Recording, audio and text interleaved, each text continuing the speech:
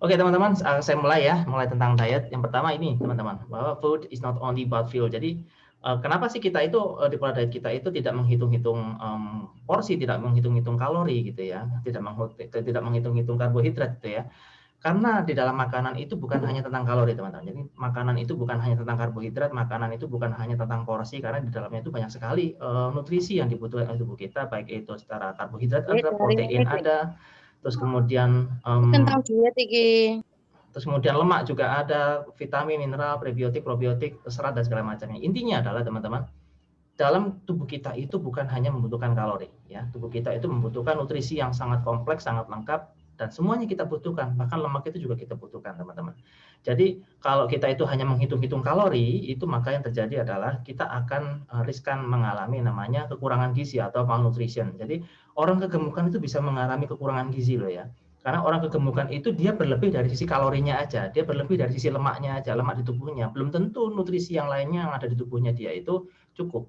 Belum tentu vitamin-vitamin, mineral ataupun serat yang di dalam tubuhnya itu cukup, belum tentu.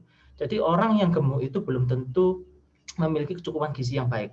Bisa jadi dia gemuk tetapi memiliki kekurangan gizi, itu banyak sekali hal itu terjadi teman-teman. Jadi tubuh kita itu ketika tubuh kita mengalami kegemukan atau kadar lemak yang berlebih, artinya asupan kompleks tubuh kita itu nggak seimbang. Artinya ada yang kata kuncinya adalah menyeimbangkan. Jika ada yang kurang, maka kita tambahkan, ya. Bukan hanya mengurangi. Jika ada yang kurang, itu maka kita tambahkan. Jika ada yang berlebih, maka kita sesuaikan. Kata kuncinya adalah menyeimbangkan asupan yang kita konsumsi sehari-hariannya. Nah, kandungan makronutrien yang kita konsumsi itu kan ada 3 tuh, karbohidrat, protein, dan lemak. Semuanya ini teman-teman mengandung kalori. Karbohidrat mengandung 4 kilokalori energi per 1 gramnya, proteinnya juga mengandung 4 kilokalori energi per 1 gramnya, begitu juga dengan fats atau lemak itu juga mengandung 9 kilokalori energi. Nah, bisa kita bayangkan ya, kalau misalkan kita itu makan, dalam satu kali makan itu sudah mengandung karbohidrat, sudah mengandung protein, sudah mengandung lemak. Dalam sekali makan, itu apa yang terjadi? Karbohidratnya sudah mengandung kalori, proteinnya itu mengandung kalori, fatsnya atau lemaknya mengandung kalori. Misalkan saya itu makan nasi goreng, nasinya itu ada karbohidratnya, terus kemudian ada telurnya, telur, terus kemudian ada ikan itu mengandung protein, terus kemudian digoreng. Nah, itu mengandung lemak. Yang terjadi adalah kalau kita itu mengkonsumsi semuanya itu secara bersamaan dalam satu kali makan, maka potensi terjadi kelebihan kalori itu sangat besar, teman-teman ya. Itulah kenapa dalam variabel lifestyle combining itu kita menyeimbangkan asupannya dengan mengatur waktunya, mengatur waktu asupannya, timingnya, dan mengatur kombinasinya. Jadi apa yang kita konsumsi di pagi hari, di siang hari, dan malam hari itu tentu semuanya akan berbeda, tidak ada yang sama.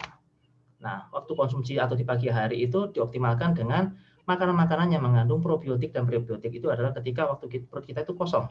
Perut kita itu kosong, dan karena di pencernaan kita atau di usus kita itu merupakan pusatnya untuk pengaturan nutrisi, imunitas, dan microbiology, maka asupan yang paling bagus di pagi hari itu adalah, bisa di-unmute dulu ya teman-teman ya. Bisa di-mute dulu ya.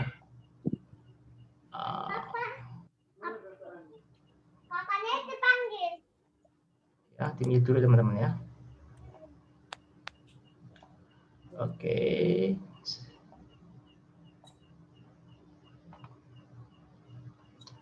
Oke, jadi apa yang kita konsumsi di pagi hari itu adalah sebaiknya yang kita konsumsi itu adalah untuk menyehatkan kondisi usus kita, terutama yang di pagi hari itu usus kita itu merupakan tempatnya atau pusatnya untuk pengaturan nutrisinya, imunitas, microbiology, semuanya ada di usus kita, teman-teman. Jadi semakin kita itu bisa menyehatkan atau bisa mengontrol asupan yang bisa menyehatkan usus kita, maka kesehatan kita akan jauh lebih baik. Nah, apa yang kita konsumsi di pagi hari ini, yang di pagi hari itu bukan untuk sebagai sumber energi di pagi hari. Kenapa? Karena sebenarnya teman-teman semuanya ya, energi yang kita gunakan di pagi hari itu adalah energi yang kita konsumsi kemarin. Jadi even kita itu di pagi hari itu nggak makan nasi, even kita itu di pagi hari itu nggak sarapan, sebenarnya kita itu mendapatkan energinya kemarin.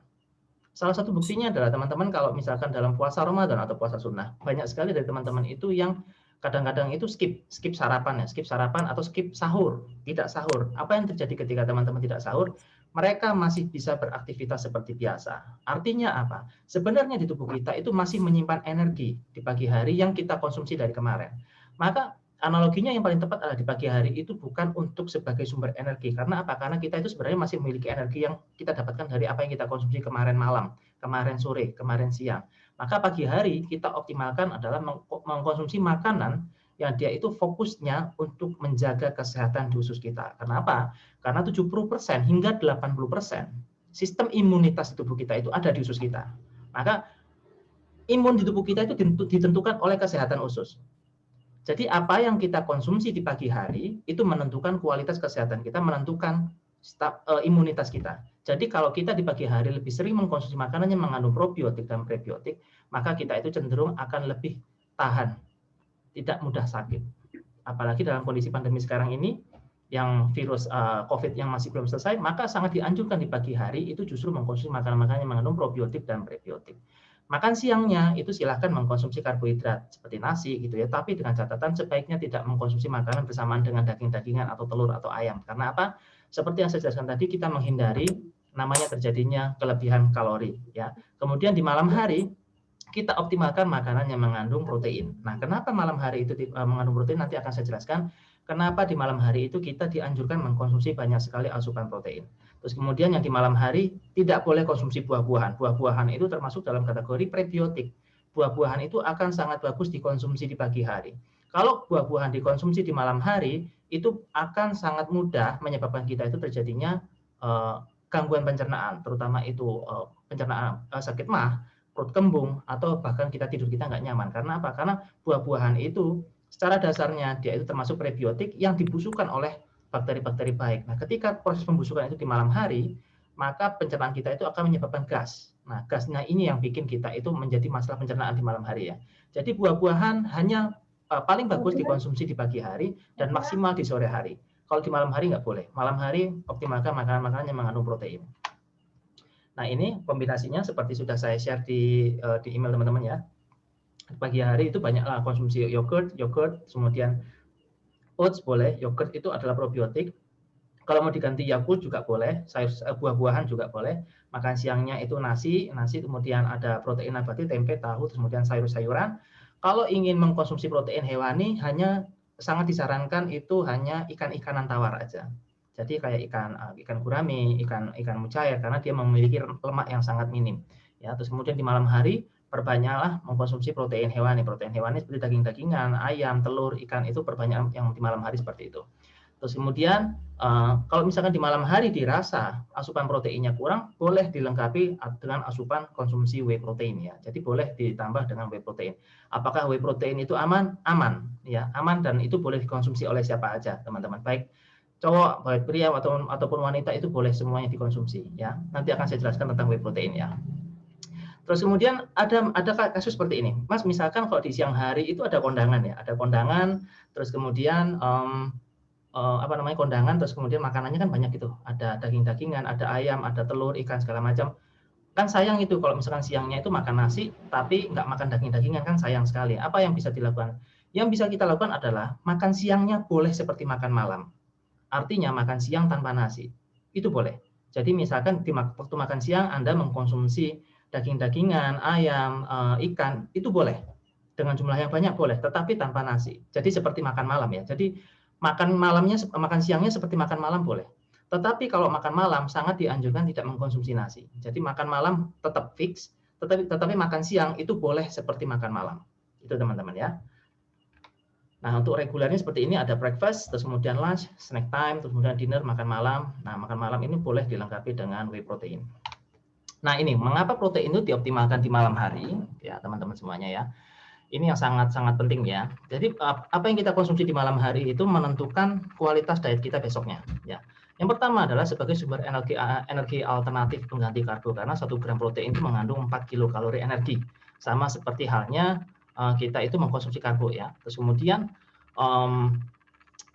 protein itu mengontrol hormon lapar. Jadi kalau kita itu semakin banyak mengkonsumsi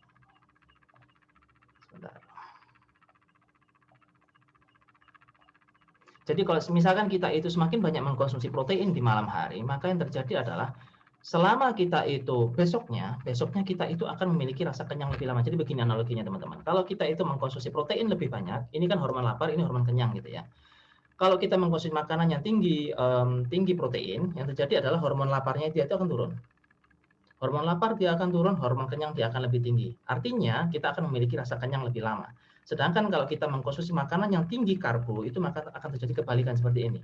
Yang terjadi adalah kita akan memiliki rasa lapar lebih banyak, rasa lapar lebih banyak daripada rasa kenyang gitu. Yang terjadi ketika kita itu malam hari misalkan kita mengkonsumsi makanan yang tinggi karbo gitu ya, maka yang terjadi besok kita itu akan jauh lebih craving, jauh lebih mudah lapar. Makanya salah satu manfaat dari protein itu adalah mengontrol hormon grelin atau hormon lapar.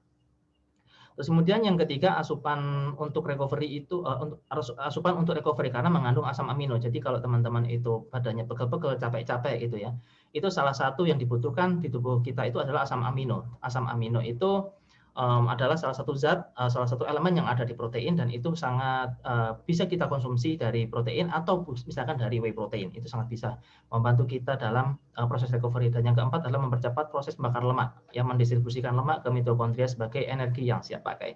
Nah, ini pasti kan ada kemarin sempat ada yang tanya nih, Mas, di whey protein kan ada yang saya sarankan itu beberapa merek ya, ada Optimum Nutrition itu boleh, menggunakan Evolin itu boleh. Nah, yang ditanyakan teman-teman itu begini, Mas, whey protein itu aman nggak sih untuk wanita? Kan gambarnya itu banyak yang gambarnya orang-orang fitness gitu ya. Jadi sebenarnya whey protein itu memang salah satunya itu memang syaratnya untuk orang-orang yang fitness atau orang-orang yang nge-gym. Tetapi dia itu aman dikonsumsi oleh pria dan wanita. Misalkan ini, karena apa? Karena di dalamnya itu dia mengandung protein yang sangat tinggi, teman-teman. Nah, yang kita lihat itu bukan kemasannya. Yang kita lihat itu adalah kandungannya. Karena kandungan dalam protein, whey protein itu sangat kita butuhkan. Salah satu contoh yang lainnya ini adalah, teman-teman. Kalau teman-teman tahu ini apa? Kiranti ya. Kiranti ini kan kalau dari sisi brandingnya, dari sisi mereknya, dia disebutkan sebagai minuman sehat datang bulan. Ya, minuman sehat datang bulan. Tetapi saya minum. Loh, tetapi saya minum. Kenapa? Apakah saya itu nggak boleh konsumsi Kiranti? Boleh. Saya konsumsi Kiranti. Kenapa? Karena di dalamnya itu tidak ada zat yang memang dikhususkan untuk wanita. Karena Kiranti ini di dalamnya ada namanya kunyit, ada namanya asam jawa, ada namanya gula jawa, ada namanya kencur, ada namanya jahe. Di dalamnya, di dalam Kiranti ini, dia itu mengandung antiinflamasi supaya kita itu nggak capek-capek. Misalkan teman-teman ada yang habis nge-gym atau habis yang jatuh gitu ya, pegel-pegel badannya, boleh minum Kiranti. Karena apa? Karena kita memanfaatkan isinya, karena kita memanfaatkan nutrisinya, bukan karena kemasannya. Jadi Kiranti ini apakah boleh dikonsumsi sama pria? Silahkan, saya aja konsumsi. Karena saya nggak pingin apa ya? Karena saya memanfaatkan adalah kunyitnya. Yang saya cari adalah kunyitnya. Begitu juga dengan whey protein. Whey protein itu kemasannya untuk teman-teman yang nge-gym, tetapi sebenarnya di dalamnya itu mengandung protein yang sangat tinggi dan itu sangat dibutuhkan oleh teman-teman yang sedang dalam proses penurunan berat badan. Jadi silahkan teman-teman bisa mengkonsumsi asupan tambahan seperti whey protein, mereknya bebas ya. Saya aja minum Kiranti gitu ya. Kalau misalkan saya minum ini di depan orang-orang banyak, orang-orang pada heboh, wah ini Mas Didit ini datang bulan ini kayaknya gitu, seperti itu. Padahal sebenarnya datang bulan itu kan dia mengalami inflamasi gitu kan, mengalami nyeri di bagian perutnya. Nah, salah satu zat yang untuk mengganti atau sebagai antiinflamasinya adalah mengkonsumsi kunyit. Kunyitnya itu ada di dalam Kiranti. Jadi siapapun boleh mengkonsumsi Kiranti. Begitu juga dengan orang-orang yang mengkonsumsi apa namanya whey protein itu. Jadi nggak menjadi soal. Kemasan ya kemasan aja. Tapi yang paling penting adalah dalam kita diet kita lihat komposisinya, kita lihat isinya ya. Kalau saya lihat ini nggak ada khusus untuk wanita, saya minum aja nggak masalah gitu ya teman-teman. Nah, lemak itu, apakah lemak itu berbahaya untuk tubuh kita? Enggak, teman-teman ya. Jadi lemak itu tetap kita butuhkan, terutama untuk penyimpanan vitamin A, vitamin D, vitamin E, dan vitamin K. Jadi lemak itu masih sangat dibutuhkan oleh tubuh kita, terutama untuk pengontrolan produksi hormon dan segala macamnya. Jadi kalau ada teman-teman yang mengalami gangguan hormon, itu mostly biasanya terjadi karena satu, kekurangan lemak di tubuhnya, kedua, dia kelebihan lemak di tubuhnya. Jadi yang paling bagus adalah memiliki kadar lemak yang cukup. Kalau wanita itu rata-rata harusnya di bawah 30%, antara 20 hingga 30% untuk kadar lemaknya. Kalau pria di bawah 20%, ya, antara 12 sampai 10, antara 12 sampai dengan 20% itu adalah kadar lemak yang paling bagus. Sedangkan gula lah yang justru tidak memiliki manfaat sama sekali, teman-temannya. Ini saya bahas yang tentang pola diet yang level 1 yang apa namanya reguler, teman-teman. Dari sini apakah ada yang ditanyakan teman-teman sebelum saya lanjutkan ke materi yang berikutnya? Oh, ini ada yang chat ya. Sebentar, saya coba balas di chat dulu.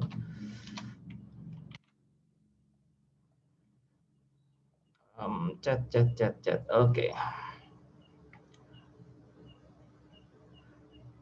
Kak Mazda, oke. Saya kemarin sakit lambung lanjut dengan tifus, dirawat sampai hampir 3 minggu. Lama sekali ya.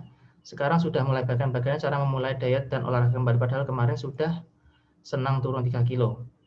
Nah, kalau mah itu biasanya ada triggernya atau ada pemicunya. Apakah Kak Mazda itu mengkonsumsi makanan yang bisa menyebabkan terjadinya tukak lambung? Misalkan kayak kopi, kayak susu yang mengandung laktosa begitu ya, atau mungkin terlalu pedas, terlalu asam, atau terlalu masam gitu ya. Itu harus dihindari dulu. Sebenarnya pola diet yang reguler ini adalah pola diet yang bisa membantu kita untuk mengatasi asam lambung atau mengatasi mah. Kalau tifus itu beda lagi. Tifus itu kan berarti ada infeksi dari bakteri ya, bakteri, saya lupa nama bakterinya.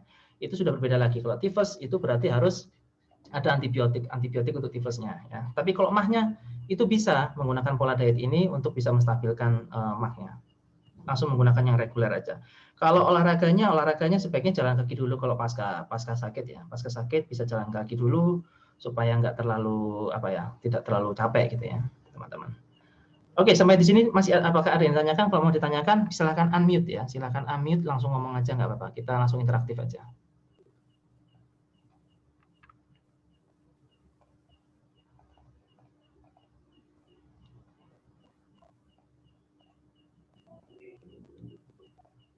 Oke, selanjutnya saya akan bahas tentang pola diet yang kedua, yaitu yang masih di level 1, yaitu intermittent fasting. Intermittent fasting ini adalah intermittent fasting ini sebenarnya seperti kita itu puasa ya, puasa Ramadan atau puasa sunnah. Cuman kalau puasa Ramadan atau puasa sunnah itu dia puasanya termasuk kategori dry fasting atau kering. Jadi sama sekali nggak minum air ya. Dan waktunya fix, artinya Anda ketika sahur ya jamnya segitu, Anda ketika berbuka puasa jamnya segitu gitu ya. Tetapi kalau intermittent fasting itu teman-teman, jamnya itu fleksibel. Jamnya fleksibel, kapan Anda mulai untuk makan pertama bisa kapan aja. Dan kapan Anda bisa makan terakhir itu bisa Anda sesuaikan. Terus kemudian dia termasuk kategori wet fasting. Artinya ketika Anda berpuasa, Anda masih boleh konsumsi air putih atau teh tawar atau asupan minuman yang tidak mengandung kalori sama sekali. Harusnya ini akan jauh lebih mudah untuk teman-teman lakukan ketika Anda itu sudah terbiasa dengan pola puasa Ramadan atau puasa sunnah. Nah, kenapa pola intermittent fasting ini adalah sebuah pola diet kalori cycling dengan melakukan penjadwalan jam atau jendela makan dalam berpuasa. Satu puasa hanya mengkonsumsi air putih atau teh tawar aja. Nah, ini fungsinya ini banyak sekali teman-teman. Salah satunya untuk mengistirahatkan sistem pencernaan kita, mengoptimalkan metabolisme tubuh kita, dan kemudian yang ketiga ini yang sangat penting adalah meningkatkan produksi human growth hormone atau HGH itu hingga 2000% atau 20 kali lipat. Nah, apa sih human growth hormone itu? Human growth hormone itu adalah sebuah hormon yang dia itu diproduksi oleh tubuh kita secara otomatis meningkat ketika kita itu berpuasa atau tidak menerima asupan sama sekali itu lebih dari 12 jam. Nah, sebenarnya untuk teman-teman yang puasa Ramadan atau puasa sunnah, antara jam 4 sampai jam setengah 6 sore itu teman-teman itu sudah memiliki hormon HGH itu sudah sangat banyak. Sebenarnya sudah secara otomatis sudah banyak. Nah, itu kita bisa optimalkan dalam pembakaran lemak. Nah, ketika kita melakukan intermittent fasting, di jam-jam kita mendekati makan pertama, itu hormon human growth hormone kita itu sudah sangat tinggi sekali. Itu bisa kita manfaatkan untuk dalam proses pembakaran lemak, yaitu dengan kita berolahraga. Nah, olahraganya paling tepat ketika intermittent fasting itu adalah ketika perut kita kosong. Sama ketika teman-teman puasa Ramadan atau puasa sunnah, waktu yang paling tepat untuk berolahraga itu adalah 60 hingga 30 menit menjelang berbuka puasa. Ya memang paling capek rasanya, paling capek, paling payah gitu ya. Tetapi disitulah waktu yang paling tepat, paling efektif dalam proses pembakaran lemak. Karena human growth hormone yang ada di tubuh Anda itu sudah meningkat berkali-kali lipat. Manfaatkan itu dalam proses pembakaran lemak. Jadi ketika Anda itu melakukan intermittent fasting, kapan waktu yang paling tepat berolahraga? Waktu yang tepat berolahraga adalah ketika waktu yang mendekati Anda ketika makan pertama atau sahur, waktu sarapan ya, mendekati waktu sarapan. Terus kemudian manfaatnya intermittent fasting itu produksi insulin menjadi lebih terkontrol. Setelah terbiasa rasa lapar kita juga akan lebih mudah, lebih terkontrol gitu ya. Nah, intermittent fasting itu ada 2 yang saya share ke teman-teman semuanya. Yang pertama itu ada IF6, terus kemudian ada IF8. IF6 itu artinya jendela makannya 6 jam. Waktu yang teman-teman untuk melakukan konsumsi atau makanan itu hanya 6 jam. Sisanya 18 jam teman-teman itu berpuasa. Berpuasa artinya tidak makan, tidak minum, hanya yang boleh dikonsumsi minumnya itu ketika berpuasa hanya air putih atau teh tawar aja.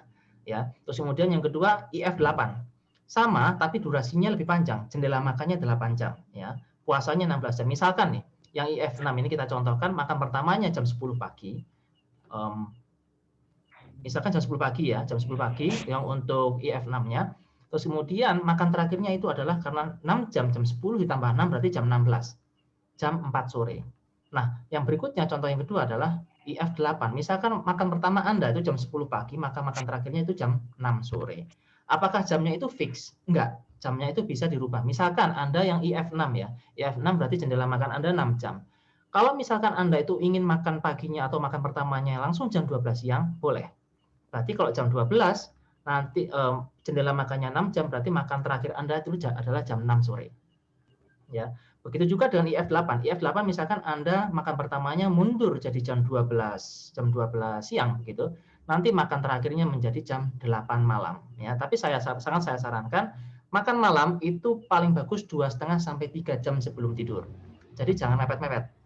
Jangan 1 jam, jangan 2 jam gitu ya. Paling enggak 2,5-3 jam itu waktu yang paling ideal ya, ideal untuk kita makan terakhir. Misalkan teman-teman makan terakhir jam 6 terus kemudian tidur jam 9 bagus. Atau teman-teman makan jam 6 makan terakhir terus kemudian tidur jam 10 bagus. Makanya paling ideal itu adalah 3 jam sebelum kita tidur ya. Nah, polanya seperti ini. First meal-nya, breakfast-nya kita makan dulu probiotik, prebiotik atau buah-buahan gitu ya, Yakult atau yogurt itu boleh. Terus kemudian habis itu langsung kita lanjut setelah 1 jam kita makan siang dengan makan mengkonsumsi nasi gitu ya. Setelah itu agak sore kita snack time. Last meal-nya itu baru kita mengkonsumsi makanan yang tinggi protein ya, tanpa nasi. Nah, ini polanya sudah ada teman-teman. Sudah saya sampaikan, ini adalah polanya. Ya, polanya untuk yang diet level 1-nya itu selama 2 bulan.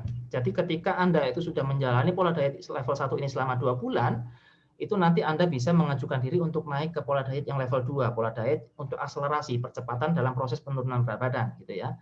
Nah, polanya yang untuk level 1, minggu pertama dan minggu kedua fokus dulu ke diet yang reguler selama 2 minggu. Terus kemudian minggu ketiga dan minggu keempat kombinasi reguler dan intermittent fasting 8. Misalkan Seninnya reguler, Selasanya intermittent fasting 8, Rabunya reguler, Kamisnya IF8, Jumat reguler, Sabtu IF dan segala macamnya, dan Minggu itu makan bebas atau cheat day. Kemudian Minggu 5 dan Minggu ke-6 kombinasi antara IF8 dan IF6. Ya, jadi Seninnya IF8, Selasa IF6, Rabu IF8, Kamis IF6 dan seterusnya. Minggu ke-7 dan Minggu ke-8 fokus ke IF aja. IF6 aja. Itu sampai bulan kedua. Setelah itu teman-teman baru bisa mengajukan diri untuk naik ke level 2. Nah, yang di pola diet level 2 seperti ini. Syaratnya teman-teman itu harus mencetak atau memprint food journal yang ada di email. Isi setiap hari selama 2 bulan. Jadi selama 2 bulan itu ada food journal yang sudah saya email di attachment atau di lampiran. Silahkan Anda cetak, terus kemudian Anda isi. Apa yang Anda konsumsi tiap hari. Jadi boleh diisi malam harinya, boleh diisi besok paginya. Ya. Jadi misalkan saya hari ini makan apa aja, kita tulis. Ya, kita tulis, kemudian itu diisi selama 2 bulan. Kemudian untuk teman-teman yang melakukan workout-nya sesuai dengan pola latihan yang saya sediakan, itu cetak penjadwalan workout-nya, kan ada 3 penjadwalan workout-nya. Untuk yang reguler, atau untuk yang orang memiliki masalah dengan lutut, atau orang yang memiliki masalah dengan saraf terjepit atau HNP. Itu teman-teman boleh melakukan workout yang mana aja. Kalau teman-teman dirasa tidak ada masalah, boleh menggunakan reguler. Tetapi untuk orang yang sudah berusia lanjut gitu ya, usia 50 ke atas, sangat saya sarankan menggunakan olahraga yang penjadwalan yang khusus untuk masalah di lutut, teman-teman ya. Itu di print, terus kemudian tanggalnya sebelah kirinya itu diisi. Kapan Anda latihan, tanggal berapa, itu Anda latihan. Terus kemudian kalau Anda itu menggunakan olahraga sendiri, misalkan seperti gym, bersepeda, atau jalan kaki, bisa bikin jurnal sendiri. Nah, intinya adalah Anda harus menyetorkan kepada saya itu 2 jurnal. 2 jurnal itu. Yang pertama, jurnal untuk makanan yang Anda konsumsi selama 2 bulan. Terus kemudian yang kedua adalah jurnal atau penjadwalan workout atau olahraga yang Anda lakukan selama 2 bulan. Setelah itu Anda setorkan ke saya, akan saya review. ketika sudah memenuhi syarat, Anda bisa langsung naik ke pola diet yang level 2 gratis, tidak ada biaya tambahan lagi, ya. Nah, itu teman-teman. Jadi pola diet yang level 1 itu dilakukan selama 2 bulan. Nanti bulan ketiga Anda bisa melanjutkan ke pola diet yang berikutnya tanpa ada biaya tambahan, tapi dengan syarat Anda sudah harus mengeprint 2 hal. Yang pertama, mengeprint dan mengisi. Yang pertama adalah food journal, makanan yang Anda konsumsi setiap hari. Yang kedua adalah aktivitas olahraganya atau workout-nya, ya. Boleh diisi, misalkan workout boleh, jalan kaki boleh, bersepeda boleh, nge-gym boleh, silakan. Yang penting Anda harus melaporkan kepada saya bahwa Anda sudah melakukan kegiatan olahraga apapun itu. Mau renang juga boleh, silakan, bebas. Nah, oke. Sampai di sini apakah ada yang tanyakan, teman-teman?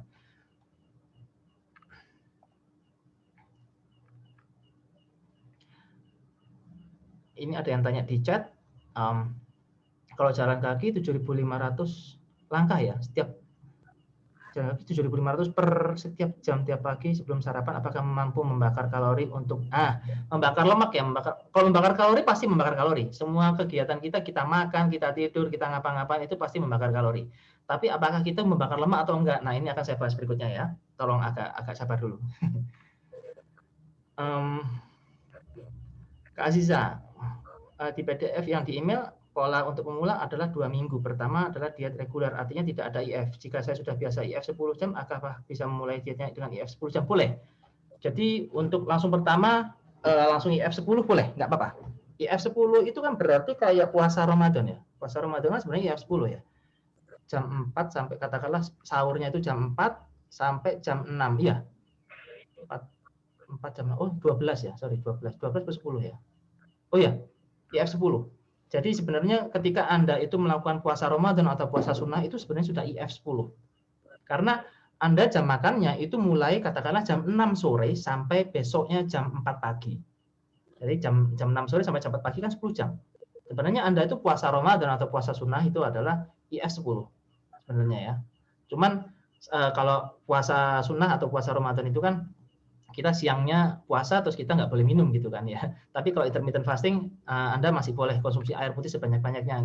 Dan itu kesempatan untuk Anda untuk bisa mengkonsumsi air sebanyak-banyaknya terutama di siang hari. Karena apa? Karena ketika Anda puasa menggunakan intermittent fasting, ketika yang menggunakan pola yang saya bacakan tadi, Anda puasanya di malam hari. Jadi ketika Anda setelah makan terakhir jam 6 sore, itu sebenarnya Anda sedang puasa. Nggak makan sama sekali sampai besok pagi. Makanya paginya itu sarapannya disebut breakfast, breaking the fast atau berbuka puasa. Sarapan itu sebenarnya identik dengan berbuka puasa, makanya disebut breakfast, berbuka puasa itu ya. Apakah ada yang tanyakan teman-teman? Kalau tidak ada akan saya lanjutkan ke namanya ke proses pembakaran lemak. Olahraga yang seperti apa sih yang membakar lemak gitu ya. Ini Kak Aryadi, oke. Kak Aryadi, gula darah saya awalnya 256, sekarang sudah 120 sampai 130. Wah, luar biasa ya, sudah separuh ya. Oke, tapi stuck di sini. Bagaimana cara diet untuk menekan gula lagi? Selama ini saya tidak konsumsi obat-obatan, selama ini saya kebanyakan diet reguler. Nah, nanti akan saya jelaskan juga ada tambahan makanan yang bisa menurunkan kadar gula darah ya. Sebentar, saya mau minum Kiranti dulu ya. Saya kemarin soalnya pegel-pegel habis nge-gym. Saya butuh untuk biar nggak sampai capek itu ya. Ada yang ketawa dia. Datang bulan. Saya minum datang bulan ini. Karena pada dasarnya Kiranti itu bukan untuk datang bulan. Pada dasarnya Kiranti itu mengandung kunyit. Kunyit itu untuk antiinflamasi. Jadi apakah cowok itu boleh konsumsi Kiranti? Ya boleh. Karena apa? Kita membutuhkan kunyit. Karena di Kiranti ini tidak ada zat khusus untuk wanita. Cowok boleh. Kalau betah malu gitu ya. Kalau saya sih nggak masalah karena saya minum di rumah gitu kan. Kalau di luar di Indomaret saya minum Kiranti ya bisa diketahui orang banyak. Rasanya kayak jamu memang jamu ini ya. Oke. Lucu. Tapi nggak sehat loh. Gimana? Nggak sehat minumannya. Oh iya.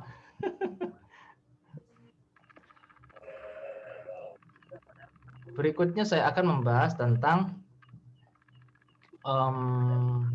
olahraga apa sih, yang seperti apa sih yang dalam kita itu bisa membakar lemak gitu ya. Jadi bedakan teman-teman antara kalori dan lemak gitu teman-teman ya. Jadi kalori itu membakar kalori, apakah kita itu olahraga bisa membakar kalori? Kita dalam aktivitas sehari-hari itu udah membakar kalori. Kita tidur membakar kalori. Kita nggak ngapa-ngapain, diem aja, itu membakar kalori. Ya teman-teman ya. Jadi karena apa? Karena kita bernafas, kita mencerna, kita berpikir, kita ngomong, itu membakar kalori. Jadi bedakan antara kalori dan lemak. Jadi apapun aktivitas kita itu membakar kalori. Cuman apakah dengan membakar kalori itu membakar lemak? Belum tentu. Ya teman-teman ya. Nah, yang menjadi indikator adalah kalau kita itu ada dua hal. Ada dua hal yang bisa kita itu menjadi kegiatan kita itu bisa membakar lemak. Yang pertama adalah ini adalah kondisinya low glucose.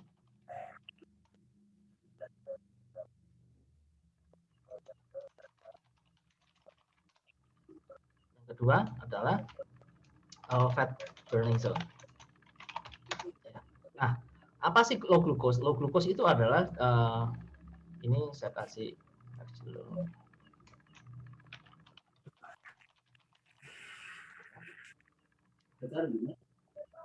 Ya, kelihatan ya. Telemopil. Kelihatannya oke. So, ini adalah dua hal yang membantu kita itu dalam pembakaran lemak. Yang pertama adalah low glucose atau belum makan. Olahraga yang paling tepat itu dalam proses membakar lemak itu justru dilakukan sebelum kita makan. Kenapa, teman-teman? Jadi olahraga seperti kardio, aerobik gitu ya, seperti kita jalan kaki, bersepeda, workout, berenang dan segala macamnya, dia sumber energinya itu dari gula, dari energi yang kita konsumsi, dari asupan yang kita makan, ya, dari gula darah dan tubuh kita. Nah, ketika kita itu berolahraga, tetapi setelah makan ya, setelah makan terus kemudian kita berolahraga seperti senam aerobik, workout segala macam, bersepeda dan segala macamnya, maka energi yang kita ambil itu yang diambil di tubuh kita itu berasal dari makanan yang kita makan tadi itu, gula darah tubuh kita itu. Tetapi kalau kita berolahraganya dalam kondisi belum makan atau low glucose, gula darah kita rendah, yang terjadi adalah karena olahraganya yang aerobik atau kardio itu sumber energinya dari glukos, yang terjadi adalah karena tubuh kita itu rendah glukosnya, maka dia akan prosesnya terjadi memecah lemak.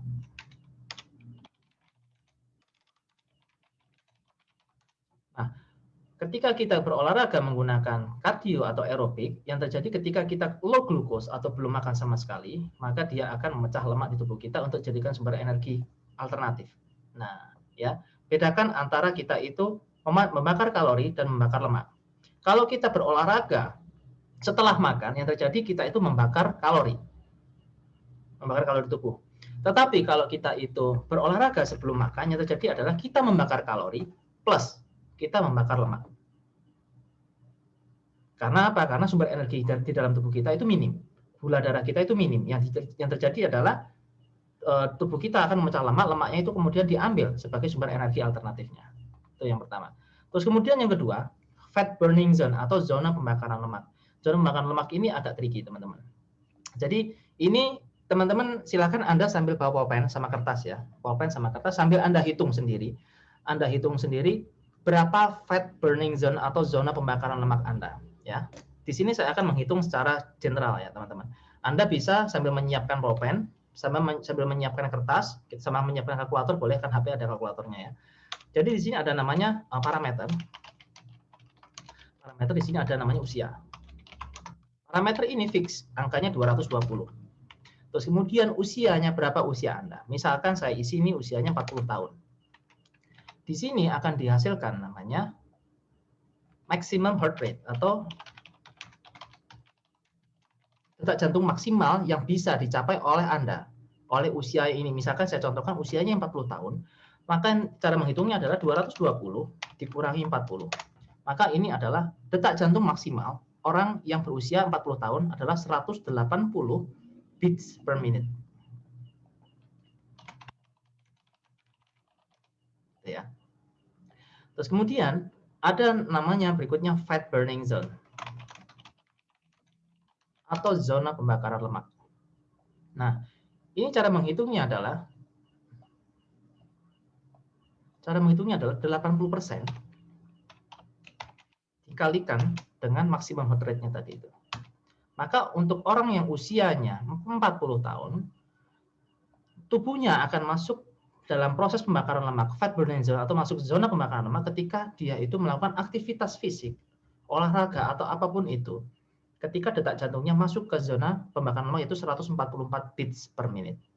Nah, jika dua hal ini dikombinasikan, kita berolahraga tanpa makan, ya, belum makan sama sekali gitu ya. Jadi dalam kondisi low glucose atau belum ada kalori sama sekali, bangun tidur atau sebelum sarapan, ditambah kita melakukan olahraga, workout atau bersepeda atau jalan kaki atau jalan cepat dan bisa mencapai fat burning zone, maka ini sangat efektif dalam pembakaran lemak Anda. Apapun olahraganya. Anda bisa melakukan olahraganya jalan kaki boleh. Saya jalan kaki itu menggunakan treadmill dengan kecepatan 6, saya bisa mencapai detak jantung saya 154. Nah, seharusnya Anda teman-teman sekalian itu bisa jalan, misalkan Anda tidak bisa workout gitu ya, tidak bisa workout, tidak bisa lari, tidak bisa apa segala macam, jalan kaki aja bisa membakar lemak. Jalan kaki bisa membakar lemak, asalkan Anda memenuhi dua syarat di atas. Yang pertama adalah sebelum Anda makan, lakukan olahraganya jalan kaki sebelum Anda makan. Terus kemudian yang kedua, masuk ke dalam fat burning zone atau zona pembakaran lemak. Caranya menghitungnya Anda menggunakan smartwatch gitu ya, smartwatch kayak smart band dipasang di lengan Anda gitu. Terus kemudian Anda set, Anda akan bisa tahu apakah Anda sudah masuk ke fat burning zone atau belum. Misalkan ini usianya 50 tahun gitu ya, maka fat burning zone-nya adalah 136 beats per menit. Misalkan usia Anda 45 tahun, fat burning zone Anda adalah 140 beats per menit. Misalkan usia Anda baru 30 tahun, maka fat burning zone Anda adalah 152 beats per menit. Jadi semakin usianya semakin bertambah, maka fat burning zone-nya atau zona pembakaran lemak itu akan semakin rendah. Semakin usia Anda masih muda, maka fat burning zone-nya Anda semakin tinggi. Jadi makanya kalau orang-orang usianya yang 20 tahun gitu ya, dia lari-lari, dia apa segala macam, dia masih oke. Kenapa? Fat burning zone-nya dia masih tinggi, sampai 160 beats per menit. Bahkan masih heart rate-nya bisa sampai 200. Ya, saya yang usianya masih 30-an itu masih heart rate saya masih 180, masih bisa. Nah, saran saya teman-teman itu dua hal ini yang harus dilakukan. Yang pertama, lakukan olahraga sebelum Anda mengkonsumsi makanan, supaya Anda itu bisa memecah lemak. Terus kemudian yang kedua, lakukan olahraganya melewati fat burning zone. Kalau misalkan nggak bisa mencapai, setidaknya bisa di bawahnya sedikit, itu nggak apa-apa. Ya, kalau kelewat itu malah akan jauh lebih bagus. Durasi itu nggak terlalu penting. Jadi nggak harus 1 jam, nggak harus 2 jam, nggak. Anda mau treadmill atau jalan kaki 30 menit boleh. Anda mau workout menggunakan metode yang saya sediakan hanya 30 menit boleh. Ya, 15 menit, 30 menit boleh, silahkan. Kalau workout yang saya sediakan itu bisa sampai 30 menit. Dan itu bisa masuk ke fat burning zone. Tapi kalau saya nggak mampu Mas untuk melakukan workout, saya ingin jalan kaki aja, silahkan. Jalan kakinya apakah jalan kaki biasa atau ingin membakar lemak? Kalau ingin membakar lemak, lakukan dua hal ini. Optimalkan dua hal ini, teman-teman. Ya. Dari sini apakah ada yang tanyakan? Silahkan. Kalau mau ingin tanyakan langsung unmute aja, nggak apa-apa. Iya, Kak Dian Lestiawati ya. Kalau workout suka pusing, jangan suka Kak ya. Jangan dijadikan hal yang disukai gitu ya. Kalau workout itu kadang-kadang pusing gitu ya. Dan memuntah padahal dilakukan di sebelum makan. Itu yang paling sering terjadi karena adaptasi. Untuk adaptasi di awal sebaiknya jalan kaki dulu. Jalan kaki tapi masuk ke fat burning zone ya. Jalan kaki fat burning zone, nanti perlahan-lahan bisa mencicil mencoba yang workoutnya menggunakan yang cardio basic dulu aja. Yang untuk penyesuaian. Kak Nelly, masih saya pernah dengar kalau gula, buah atau fruktosa justru efeknya dapat membuat fatty liver, perlemakan di hati. Sementara sarapan kita buah, apakah aman? Lalu, gitu ya. Jadi gini,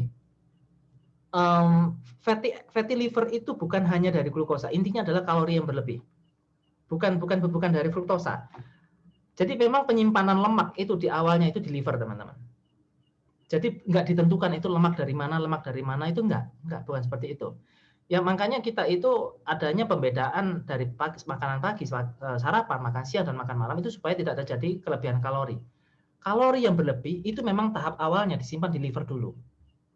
Ya, disimpan di liver dulu, terus kemudian, misalkan gini ya, saya makan, ada 3 tahapan penyimpanan lemak.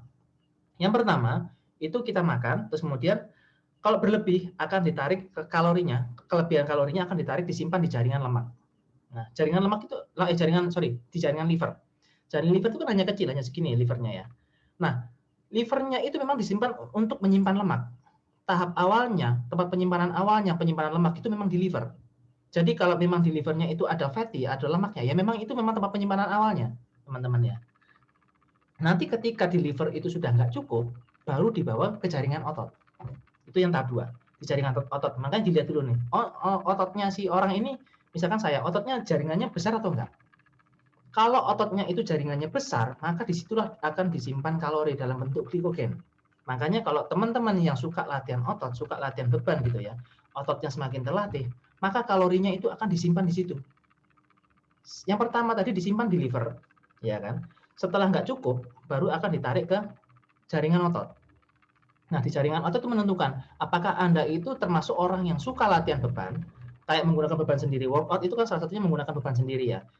Apakah Anda suka yang melakukan workout atau suka melakukan latihan beban? Kalau enggak, maka jaringan otot Anda itu kan kecil. Ketika jaringan otot Anda itu kecil, maka akan nggak ada cukup space. Maka setelah itu tariklah ke jaringan lemak. Fase yang ketiga. Fase pertama itu memang di liver. Penyimpanan lemak, penyimpanan kalori kita yang paling berlebih pertama kali disimpan di liver. Kedua, baru disimpan di jaringan otot.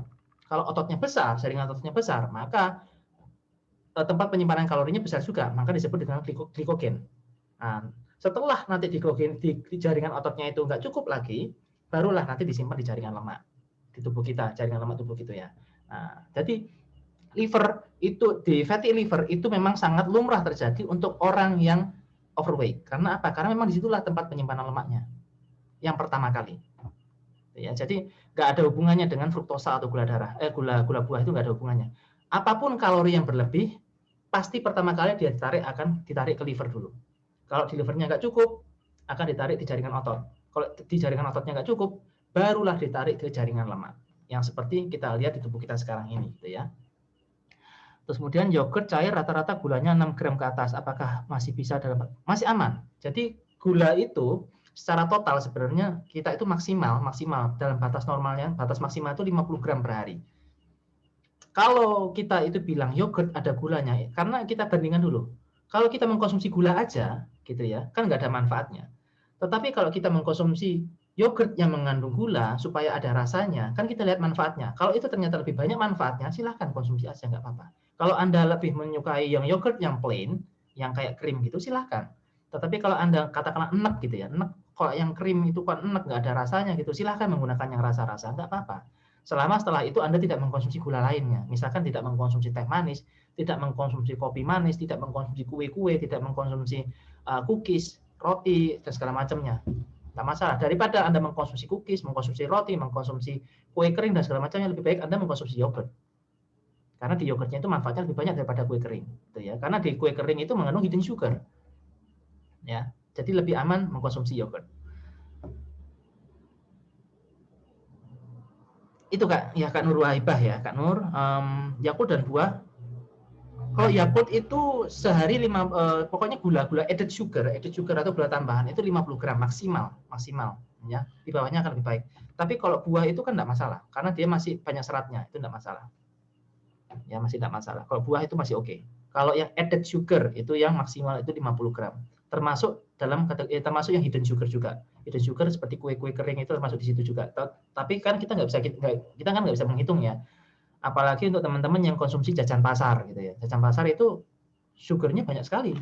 Misalkan kayak apa namanya? Kayak jajan pasar kayak apem, kayak terus kemudian kue lumpur, terus kemudian kue apa segala macam itu manis sekali lah itu. Daripada Anda mengkonsumsi itu lebih baik Anda mengkonsumsi yogurt. Atau daripada mengkonsumsi itu lebih baik Anda mengkonsumsi buah gitu ya. Karena yang di jajanan pasar tadi itu kategorinya added sugar atau gula tambahan. Gitu ya. Oke, itu tadi bahasan yang kedua. Dari situ tadi apakah ada yang ditanyakan teman-teman? Untuk pembakaran lemak, pembakaran kalori, membandingkan antara pembakaran kalori dan membakar lemak, perbedaannya. Apakah ada yang ditanyakan? Langsung unmute aja nggak apa-apa ya. Ini forum yang santai.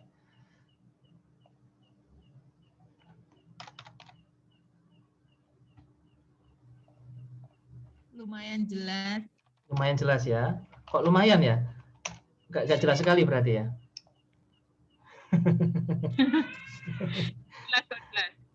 Oke, jelas ya. Oke, berikutnya kita akan membahas namanya ini biji-bijian ya. Kita akan membahas namanya ini teman-teman, fenugreek. Fenugreek ini biji-bijian yang apa ya? Dia bukan termasuk obat-obatan, dia termasuk biji-bijian itu. Dia termasuk banyak sekali manfaatnya. Jadi fenugreek ini tanaman herbal ya, termasuk dalam kategori ya biji-bijian begitu. Kalau di Indonesia itu ada yang menyebutnya sebagai kelabat atau kelabat gitu ya, kelabat atau kelabat. Jadi dia itu termasuk ada kayak untuk bumbu-bumbuan di dalam kari. Tetapi sebenarnya fenugreek itu sangat bagus untuk tubuh kita, teman-teman semuanya. Nah, ini manfaatnya. Jadi di dalam tubuh di dalam fenugreek itu manfaatnya banyak sekali. Jadi ada vitamin B kompleks, vitamin B1, B2, B3, B6 dan B9 segala macamnya. Seratnya juga sangat tinggi, kalsium, potasium, fosfor, zat besi dan segala macamnya. Ini adalah biji-bijian salah satunya yang memiliki manfaat yang sangat besar dan ini gampang diperoleh ya. Jadi kalau kita lihat, kalau kita beli di sekitar kita itu memang agak susah. Paling gampang itu kita lihatnya di marketplace. Jadi kayak di Shopee, Tokopedia, itu banyak yang jualan kayak gini. Jadi fenugreek ini memiliki banyak sekali manfaat, terutama teman-teman semuanya ini. Yang pertama adalah untuk menurunkan kadar gula darah. Jadi kalau teman-teman atau Anda sekalian ada yang memiliki masalah dengan gula darah itu atau gula darah tinggi atau sudah masuk ke skala pradiabetes atau diabetes itu ya, sangat disarankan mengkonsumsi ini karena dia manfaatnya pertama menurunkan gula darah tubuh kita, menstabilkan kadar gula darah karena dia mengandung serat yang sangat tinggi ya, serat yang sangat tinggi. Terus kemudian yang kedua, dia itu zat besinya juga sangat tinggi, membantu meningkatkan produksi ASI. Fenugreek ini sangat bisa berpotensi untuk meningkatkan produksi ASI. Jadi kalau misalkan ketika ada yang sedang menyusui gitu ya, mengkonsumsi bayam, mengkonsumsi daun katu, mengkonsumsi hewan-hewanan gitu ya, ini akan membantu, mengkonsumsi fenugreek ini akan sangat membantu dalam memproduksi ASI. Terus kemudian ini meringankan nyeri haid juga, meringankan nyeri haid, terus kemudian meningkatkan libido pada pria, menjadi agen anti radang. Terus kemudian si fenugreek ini dia itu memiliki manfaat untuk menurunkan kadar kolesterol. Jadi ini sangat bisa dikonsumsi oleh pria dan wanita. Kalau pria untuk bisa menyehatkan jantungnya, terus kemudian menurunkan kadar kolesterolnya. Kalau wanita bisa dalam proses itu kalau yang menyusui bisa untuk memperkaya kandungan ASI-nya supaya lebih lancar gitu ya. Terus kemudian untuk bisa menambah zat besi tubuh kita, misalkan kayak kita itu kalau waktu diet merasa agak lemes, ada kurang tenaga, bisa mengkonsumsi fenugreek ini. Fenugreek ini macam-macam jenisnya, maksudnya kemasannya. Tetapi saran saya teman-teman bisa mengkonsumsi fenugreek ini ketika Anda itu sudah memiliki masalah ya. Misalkan sudah Anda ada yang katakanlah dalam waktu diet itu ada ngerasa agak lemes, agak gampang pusing gitu, agak gampang berkunang-kunang, itu kan berarti kebanyakan karena kurang zat besi atau kurang istirahat, atau Anda yang sudah memiliki gangguan gula darah tinggi, atau Anda juga memiliki kolesterol yang tinggi, itu bisa mengkonsumsi fenugreek. Nah, salah satu yang biasa itu kemasannya macam-macam. Ada yang serbuk, ada yang itu. Kalau saya sih lebih baik yang seperti ini, dalam bentuk jar. Ini sudah bentuknya kapsul. Ini bisa beli di mana aja teman-teman ya. Jadi bentuknya dia kapsul, sudah jadi fenugreek ini sudah dalam bentuk lembut begitu. Jadi biji-bijian sudah dihaluskan, terus kemudian dalam bentuk kapsul, terus kemudian sudah dikemas dalam bentuk jar seperti ini. Ini teman-teman bisa langsung cari-cari di marketplace bisa, ya teman-teman bisa cari di marketplace bisa. Ini membantu teman-teman untuk meningkatkan meningkatkan seratnya. Jadi salah satu manfaatnya juga di fenugreek ini, Anda juga bisa karena dia memiliki kandungan serat yang sangat tinggi, dia itu bisa membantu Anda dalam menahan appetite atau menahan nafsu lapar gitu ya, nafsu makan. Jadi supaya menahan nafsu makannya tidak terlalu parah, jadi tidak sedikit-sedikit pengen nyemil, supaya itu bisa memiliki rasa kenyang lebih lama. Ini sangat disarankan dikonsumsi di pagi hari setelah makan. Setelah makan atau sebelum makan boleh, karena nggak begitu pengaruh ya. Itu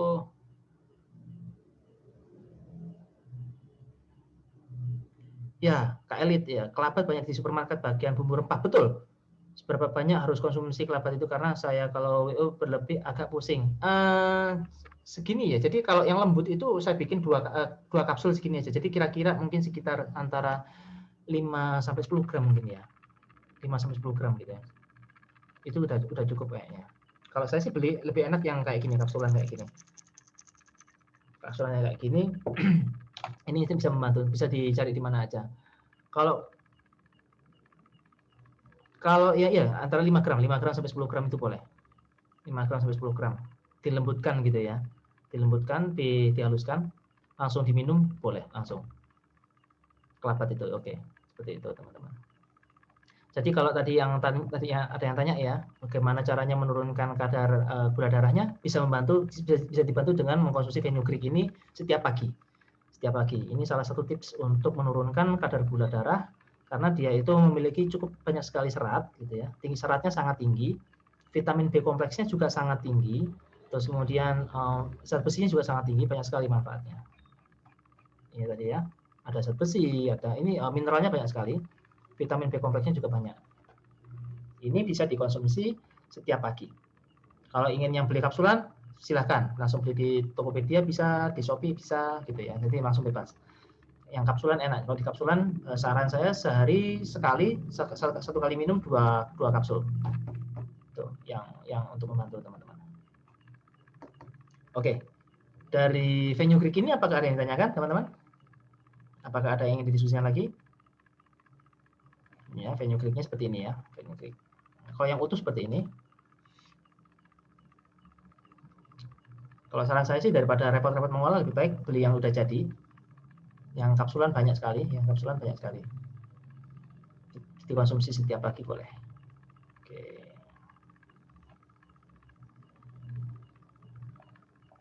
Oke, teman-teman, apakah ada yang ditanyakan?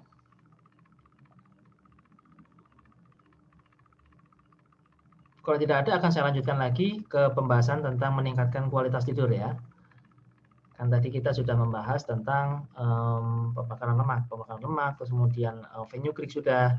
Sekarang kita akan membahas tentang ini, meningkatkan kualitas tidur.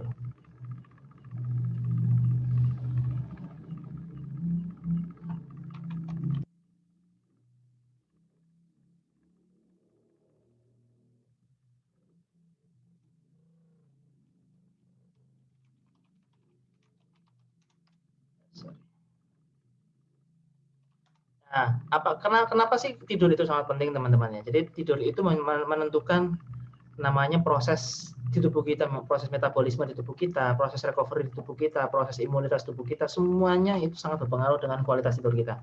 Ya, jadi bukan kuantitas, bukan jumlahnya. Kalau tidurnya 10 jam, 12 jam tapi kualitasnya kurang baik itu sangat percuma. Ya. Kita tidurnya mungkin hanya 6 jam, hanya 7 jam. Tetapi kalau kualitasnya bagus itu sangat luar biasa. Jadi ini akan teman-teman kemarin sempat ada yang tanya ke saya, Mas, gimana caranya itu mengatasi namanya gangguan tidur supaya tidur kita itu bisa lelap, supaya tidur kita itu bisa nyaman. Karena kan banyak teman-teman yang beraktivitas fisik, olahraga, bekerja dan segala macamnya, itu banyak yang tidurnya itu nggak nyaman. Akhirnya besoknya dia masih lelah gitu ya, masih capek gitu ya, masih nggak nyaman segala macam, untuk aktivitas nggak nyaman, bahkan untuk diet itu juga nggak nyaman. Ini adalah beberapa tips untuk meningkatkan kualitas tidur kita. Yang pertama teman-teman semuanya, 2 jam, 1-2 jam sebelum tidur jangan pegang handphone. Ini yang paling apa ya? Ini fundamental ya. Jadi sebenarnya ketika kita itu mau tidur itu ya, sebenarnya kita mau tidur itu pikiran kita itu akan masuk ke gelombang theta gitu ya. Gelombangnya ketika yang agak rileks gitu ya.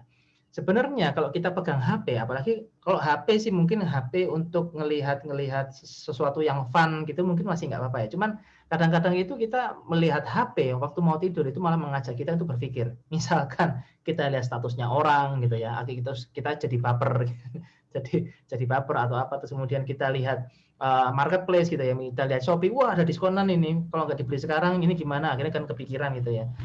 Nah, hal-hal yang simpel yang semacam itulah yang harus kita hindari ketika kita itu akan memiliki ingin memiliki kualitas tidur yang baik. Jadi 1-2 jam sebelum kita tidur itu jangan pegang HP. Ya. Jangan pegang HP sama sekali. Jadi HP itu internetnya matiin aja. Jadi kalau misalkan ada telepon, nanti akan ada telepon yang darurat, ya sudah biar telepon ke HP aja, ke selulernya, jangan ke internetnya. Jadi internet matiin. Internet, WA, supaya segala macamnya, WA itu biar nggak usah nyala, matiin. Jangan pegang HP. Itu yang pertama. Terus kemudian yang kedua, itu adalah yang kedua itu yang paling sering saya lakukan, itu adalah dengan menulis sebuah jurnal.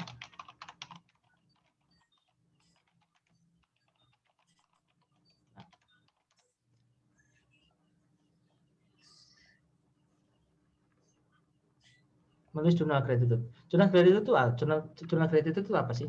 Jurnal gratitude itu adalah jurnal gratitude itu misalkan begini, saya di malam hari itu menulis apa yang sudah saya dapatkan, apa yang sudah saya lakukan, itu saya tulis. Jadi supaya apa? Supaya menimbulkan adanya rasa bersyukur. Kadang-kadang itu yang bikin kita itu nggak nyaman, bikin kita itu tidurnya nggak nyaman, itu karena adanya namanya over expectation. Karena kita itu berharap sesuatu hal yang lebih daripada yang kita miliki. Itu yang paling sering bikin kita itu mengalami apa ya? Bukan hanya gangguan tidur, tapi bisa menjadi gangguan psikis juga. Karena adanya namanya over expectation. Kita sudah memiliki hal ini, kita sudah memiliki hal itu gitu ya. Tetapi ada kalanya kita itu, bukan ada kalanya, sering banget kita itu masih berharap sesuatu hal yang lebih besar. Sebenarnya itu boleh. Cuman akan jauh lebih baik jika kita itu ditulis, tetapi ada ungkapan bersyukur dari apa yang sudah kita miliki. Di jurnal gratitude itu, saya biasanya kepada teman-teman semua itu menuliskan, terima kasih Tuhan, terima kasih ya Allah. Hari ini saya sudah mendapatkan ini, misalkan satu, badan saya sehat, badan saya segar gitu ya. Terus kemudian anak dan istri semuanya, keluarganya sehat, rezeki lancar, pekerjaan lancar. Terus kemudian saya catat hari ini saya sudah mengerjakan ini, sudah mengerjakan ini. Dan besok saya ingin menerima yang lainnya. Nah, di dalam jurnal ini Anda akan menulis namanya sebuah gratitude atau sebuah ungkapan bersyukur. Ungkapan bersyukur itu akan lebih merilekskan Anda. Karena Anda sudah memahami apa yang Anda terima. Berbeda halnya kalau kita terus minta gitu ya, terus minta suatu hal yang baru, minta suatu hal yang lebih besar, tetapi Anda sama sekali belum menyadari atau belum menghargai apa yang sudah Anda miliki sekarang. Jurnal gratitude atau jurnal ini sangat penting Anda tulis, dan Anda sendiri yang harus tahu ya. Jadi jangan sampai orang lain tahu atau anggota keluarga lain yang tahu gitu ya. Jadikan itu hal privasi Anda. Setelah Anda tulis, taruh di tempat yang rahasia gitu ya, nggak apa-apa.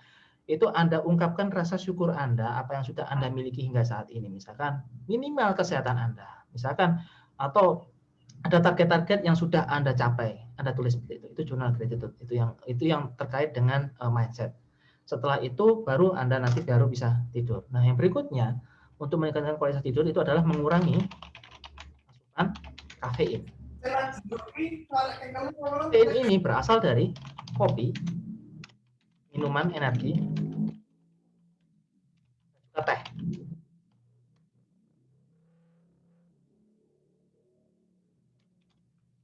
Kalau Anda memiliki gangguan tidur, maka sebaiknya Anda menghindari kopi dan teh. Mengurangi, minimal Anda konsumsi waktu di siang aja. Setelah makan siang, boleh. Tetapi kalau misalkan Anda memiliki gangguan tidur, sebaiknya Anda stop konsumsi kopi, minuman energi, atau teh itu di malam hari. Stop. Jadi hanya mengkonsumsi air putih. Terus kemudian yang keempat, tingkatkan asupan protein di malam hari. Boleh konsumsi whey. Kenapa? Karena ini seperti yang saya sampaikan kepada teman-teman tadi, bahwa whey protein atau protein itu mengandung asam amino. Asam amino itu membantu Anda dalam proses recovery. Itu biasanya paling sering seperti ini. Kalau Anda ingat zaman dulu ya, habis bekerja misalkan, atau habis angkat-angkat berat, habis capek gitu, habis bekerja fisik, yuk minum STMJ. Orang-orang dulu kan gitu, yuk minum STMJ biar badannya fresh, biar badannya segar. Nah, sebenarnya dalam STMJ itu yang dibutuhkan untuk recovery tubuh kita supaya lebih fresh itu adalah kandungan susu dan telurnya. Bukan jahenya. Jahenya hanya memberikan efek hangat aja. Bukan madunya hanya sedikit sekali. Yang bikin tubuh kita itu enak tidurnya, nyaman gitu ya setelah mengkonsumsi STMJ adalah kandungan susu dan telurnya. Karena dia mengandung protein yang tinggi. Protein yang tinggi mengandung asam amino. Cuman sayangnya tidak semua orang itu pencernaannya mampu menerima susu.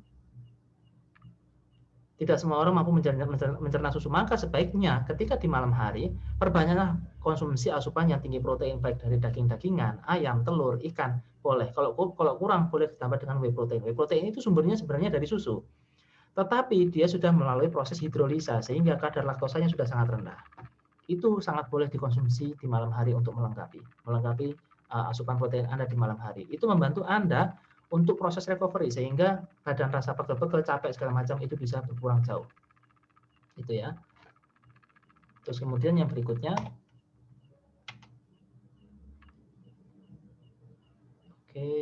oke, ini tadi sudah.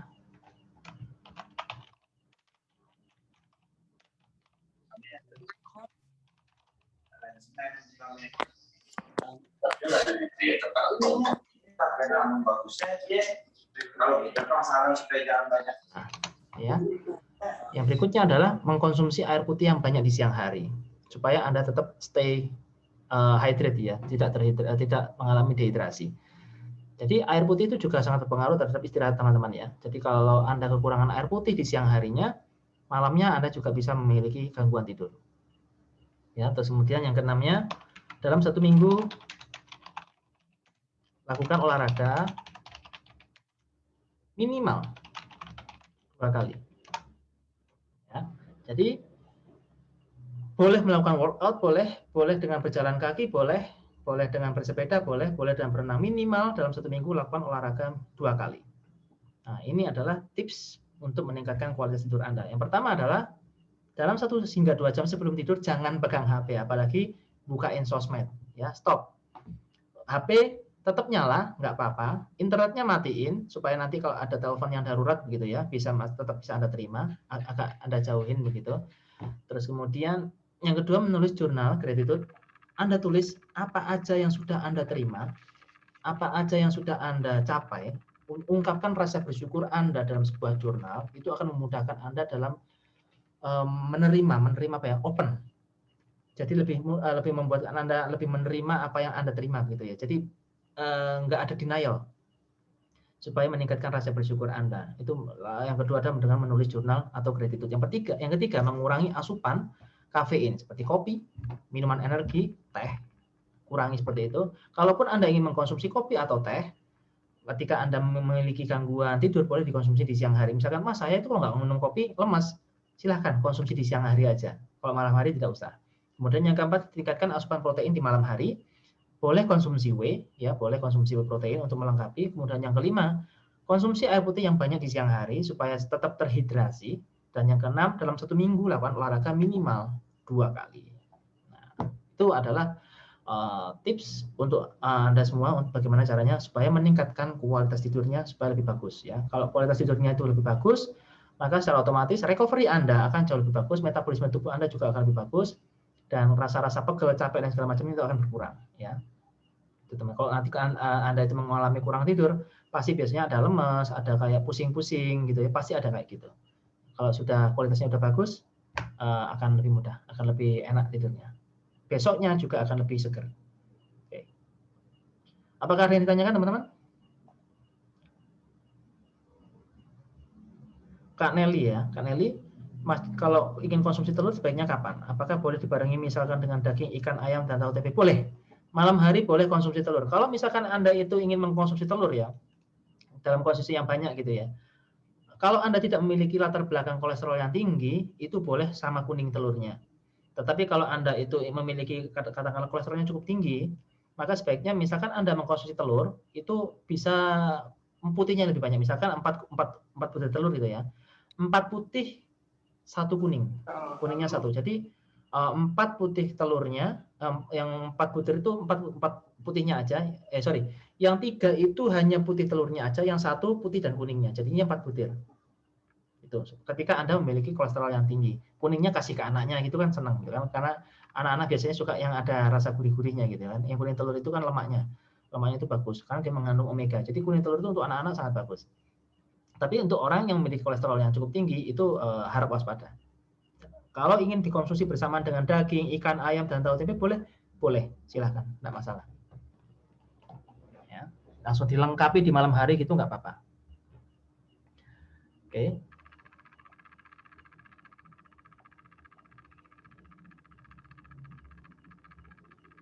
Oke teman-teman.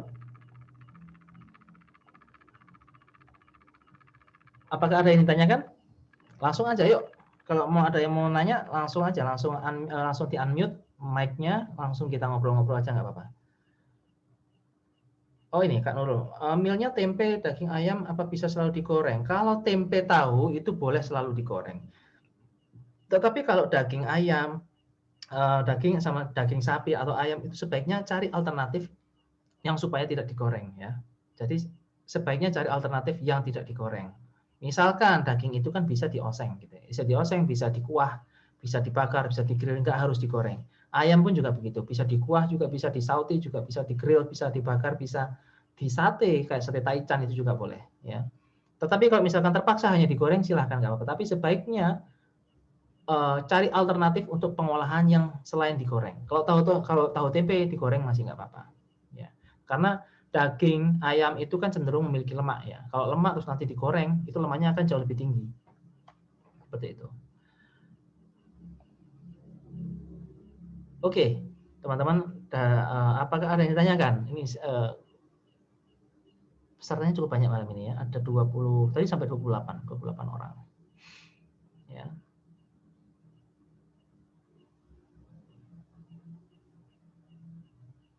Kak Elit ya, whey protein masih aman nggak untuk saya minum di malam atau sore hari? Aman, meskipun Anda ada GERD aman. Jadi whey protein itu kalau bisa nanti Anda kalau misalkan memiliki GERD ya, pilih yang isolate. Yang isolate itu yang dia laktosanya jauh lebih rendah lagi. Itu boleh aman. Tapi konsumsinya sebaiknya dengan bersamaan dengan meal ya. Misalkan Anda mau makan telur gitu ya, atau mau makan daging atau makan ayam gitu, konsumsi whey-nya dulu, setelah itu baru makannya. Itu nggak apa-apa. Aman kok. Rekomendasi whey protein banyak sebenarnya mereknya, tapi saya lebih prefer karena saya sudah coba trial and error ke beberapa teman juga ya, beberapa member, beberapa teman juga. Saya lebih rekomendasi mereknya yang ini. Sebentar.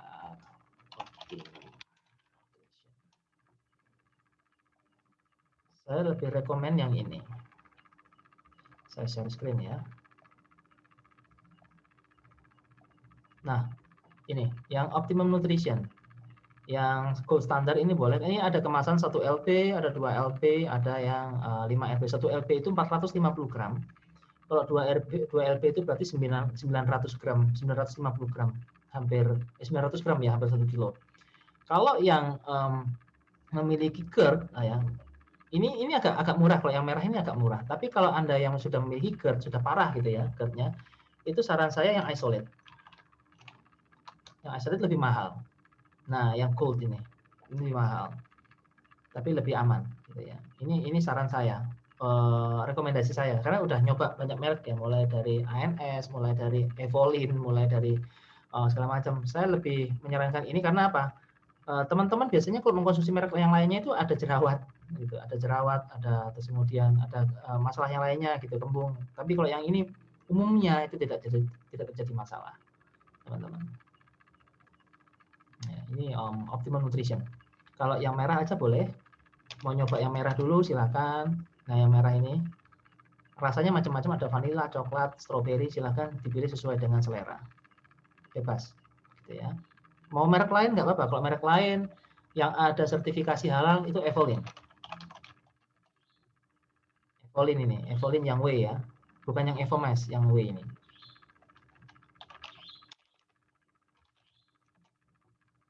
Nah, ini yang ada sertifikasi halalnya. Kalau ingin yang isolate ada lagi, Isolin. Nah, Isolin ini ada. Yang mask ini. Ini yang ada sertifikasi halalnya dari Indonesia, dari MUI ya. Kalau yang on tadi belum ada. Tapi dia sudah BPOM. Oke. Kak Nurul, kalau workout dilakukan tiap hari apa enggak masalah? Sebenarnya enggak masalah Kak ya. Cuman kenapa saya bikin 1-2 hari sekali itu untuk membantu proses recovery supaya nggak gampang payah gitu ya, supaya nggak terlalu payah, supaya kita itu ada proses namanya itu recovery. Kalau kita itu nanti sudah terbiasa, ini yang paling sering terjadi ini, kita lihat itu orang yang kalau teman-teman pernah lihat itu orang yang sebagai instruktur senam atau seperti instruktur aerobik atau instruktur zumba gitu ya, itu justru saya di lingkungan saya, di sekitar saya gitu, di sekitar saya itu justru saya banyak sekali melihat orang yang dia bekerja sebagai instruktur senam, baik itu senam aerobik ataupun zumba, justru memiliki tubuh yang agak gemuk. Kenapa? Padahal dia tuh sehari dia senam, dia zumba, itu hampir 3 kali bahkan 4 kali dia sehari berolahraga 3 kali sampai 4 kali. Kenapa? Karena tubuhnya itu sudah mengenali olahraganya itu sebagai kegiatan atau aktivitas biasa. Sehingga tubuhnya itu mengenali olahraga zumba atau aerobik itu sebagai aktivitas biasa dan tubuhnya akan masuk ke dalam fase plateau atau fase stuck. Nah, fase stuck itu artinya teman-teman nanti akan kesulitan dalam proses penurunan berat badan lagi. Jadi kayak stuck gitu loh. Itu karena apa? Karena tubuh Anda itu sudah mengenali diet Anda, sudah mengenali olahraga Anda itu sebagai suatu hal yang biasa. Makanya olahraga itu kita bikin 2 hari sekali, kita kasih jeda supaya kita menghindari efek namanya efek stuck atau efek plateau tadi itu. Supaya ada proses namanya kita recovery dulu, nggak langsung stuck, nggak gampang stuck. Itu teman-teman ya. Nah, terus kemudian dietnya itu kita bikin ada 2 level.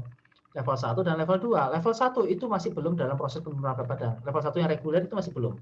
Yang level 1 yang intermittent fasting itu mulai dalam proses penurunan kadar lemaknya, dalam fat loss-nya. Terus kemudian yang level 2 itu yang lebih mempercepat dalam proses penurunan berat badannya. Nah, nanti kalau teman-teman itu sudah mulai mendapatkan berat badan yang diinginkan, teman-teman bisa melakukan maintain-nya itu menggunakan pola diet yang reguler boleh, pola diet yang intermittent fasting boleh. Jadi supaya tidak terjadi lonjakan lagi atau tidak naik lagi berat badannya, ya teman-teman ya. Jadi pola diet yang reguler itu bisa dilakukan seumur hidup. Pola diet yang intermittent fasting itu boleh sangat bagus diterapkan seumur hidup. Tetapi pola diet yang level 2 itu hanya boleh dilakukan maksimal selama 2 bulan. Karena apa? Karena diakselerasi percepatan. Jadi nggak bisa diterapkan seumur hidup, ya. Ada waktunya kita harus istirahat. Kak Sonia, kalau milihnya pagi sama malam shake, siangnya menu lengkap, shake-nya apa nih Kak? Shake-nya Herbalife mungkin ya? Kalau milihnya paginya sama malam shake, siangnya menu lengkap, terus mau tidurnya konsumsi whey protein, apakah sudah cukup? Paginya itu shake sama apa ya? Sebaiknya dibikin, kalau paginya itu sebaiknya kalau ada shake, itu dibikin smoothies. Kasih buah. Misalkan kasih buah pisang boleh, kasih buah naga boleh, kasih mangga masak boleh. Ya. Oh ya, shake Herbalife ya. Kalau pagi tambahin aja, tambahin buah-buahan. Kalau misalkan ada yang masih mengkonsumsi Herbalife, silahkan, nggak apa-apa. Yang pagi hari shake-nya itu dikasih di smoothie, di blender dengan buah-buahan, itu boleh, bagus. Cuman kan kalau Herbalife itu kan proteinnya dia rendah ya. Kalau nggak salah satu serving itu sekitar 8 gram ya, 8 gram atau berapa gram. Sedangkan whey protein itu satu serving itu proteinnya mengandung 24 gram protein. Jadi banyak, 3 kali lipat lebih, 4 kali lipat, hampir 4 kali lipat. Ya kalau sudah terlanjur beli Herbalife silahkan masih konsumsi nggak apa-apa. Tapi kalau sudah nggak beli, sebaiknya jangan beli lagi. Karena apa? Karena harganya terlalu tinggi menurut saya. Karena proteinnya sangat rendah. Proteinnya per servingnya hanya 8 gram. Sedangkan kalau kita beli whey protein itu per servingnya bisa sampai 24 gram. Hampir 4 kali lipat ya. Jadi sayang uangnya. Kalau mau beli terus silakan, nggak apa-apa. Kan yang jualan senang akhirnya.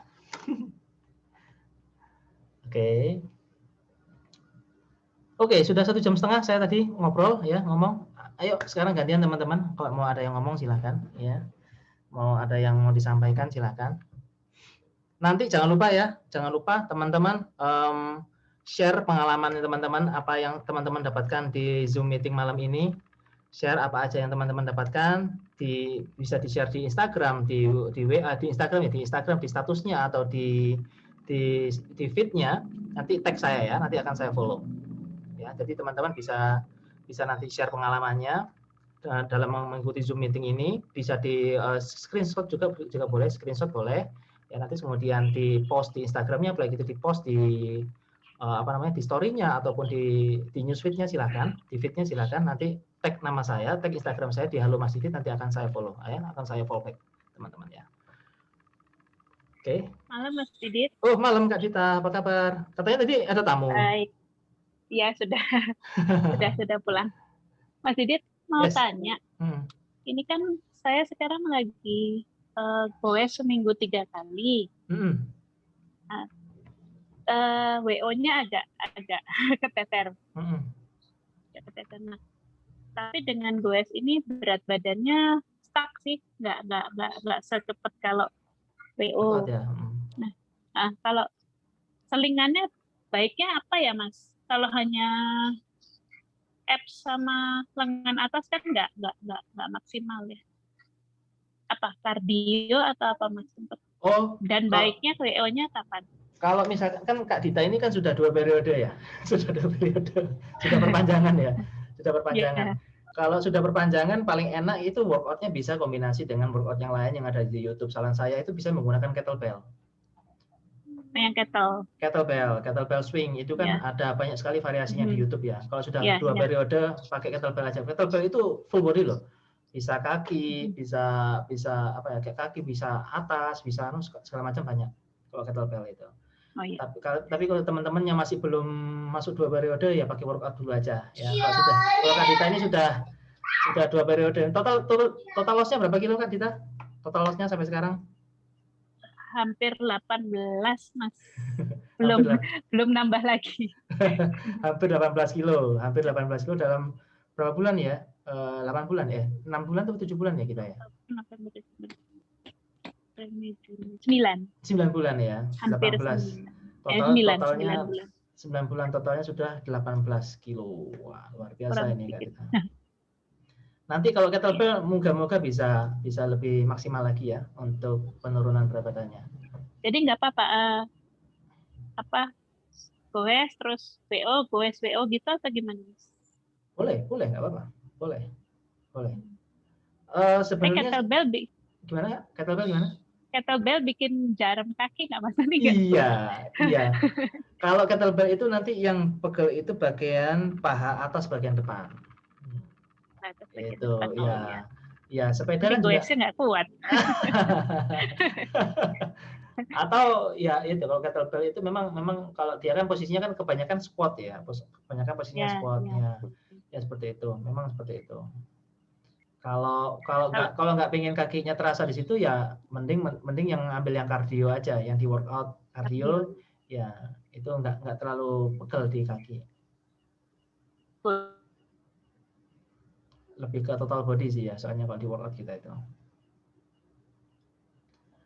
Oke. Halo Kak Dita? Halo. Iya, kok keputus suaranya. Ya, goesnya tuh biasanya antara 30 gimana Kak? Halo Kak Dita? Keputus Kak Dita, suaranya hilang.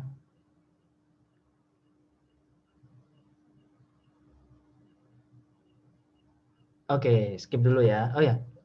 Gimana? Putus ya, Mas? Iya, keputus. Gimana Kak Dita? Silakan dilanjutkan. Kalau goes itu antara 30 sampai 50 kilo pp.